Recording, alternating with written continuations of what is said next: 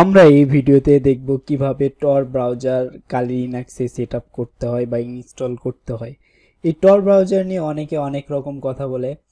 আমরা এই টর ব্রাউজার নিয়ে অনেক ইন্টারেস্টেড, কারণ এই টর ব্রাউজার ডার্ক ওয়েবে ইউজ হয়, আমাদের আইপি হাইড করতে ইউজ হয়। তো চলুন এই টর ব্রাউজারটা কিভাবে ইনস্টল করতে হয়। তো আমরা গুগল মামার হেল্প নিই। গুগল মামার হেল্প ছাড়া আসলে কোনো কিছু হয় না। তো আমরা গুগল মামার হেল্পের জন্য আমরা প্রথমে ফায়ারফক্সে যাব। যাওয়ার পরে আমরা এখানে সার্চ করব যে টর ব্রাউজার ইনস্টল কালি লিনাক্স। তো প্রথমে আমাদের সাজেশনে আসছে কালি লিনাক্সেরই যে সাজেশনে আসছে। তো আমরা এখান থেকে আমাদের টার্মিনালে আমরা কালি লিনাক্সটা সেট আপ করে ফেলি।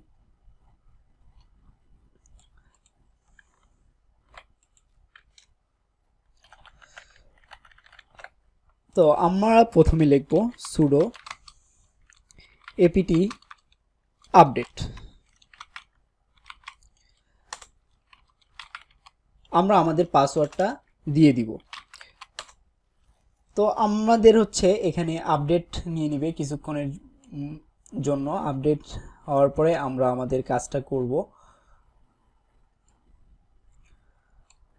তো আমাদের কালি লিনাক্স আপডেট হয়ে গেছে। তো আমরা এগুলো না লিখি, কারণ আমরা একটু অলস। তো আমরা এখান থেকে আমরা কপি করে নিই।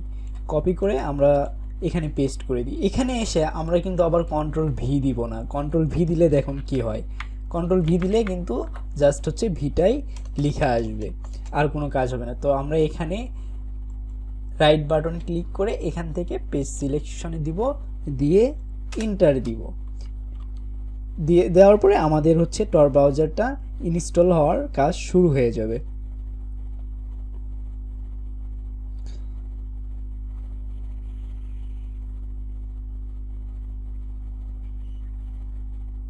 তো আমাদের টর ব্রাউজারটা এখানে ইনস্টল হয়ে গেছে। আমরা এখন টর ব্রাউজারটা লঞ্চ করে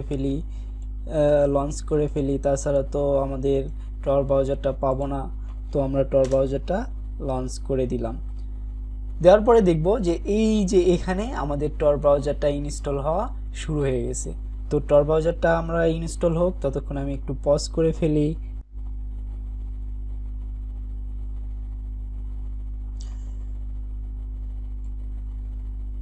তো আমাদের টর ব্রাউজারটা ইনস্টল হয়ে গেছে। তো আমরা কানেক্ট করে ফেলি কোনো কাজ না করে ডিরেক্ট। কি আনন্দ, আকাশে বাতাসে আমাদের টর ব্রাউজারটা ইনস্টল হয়ে গেছে। তো আমরা এখানে লিখে ফেলি কিছু একটা, লিখে আমরা টেস্ট করে দেখি যে টর ব্রাউজারটা আসলেই কাজ করে কিনা। আমরা লিখি টর ব্রাউজার। তো টর ব্রাউজারটা অনেক স্লো কাজ করবে। তো আমরা এই যে এখানে যে একটা তালার মতো চিহ্ন আছে, এখানে আমরা একটা ক্লিক করে দেখি যে এখানে আমরা কি কাজ করে। তো এখানে দেখতে পাবেন যে আমাদের আইপি অ্যাড্রেস এখানে দেখাচ্ছে যে 1টা 2টা 3টা, এই 3টা আইপি অ্যাড্রেস আমাদেরকে শো করতেছে।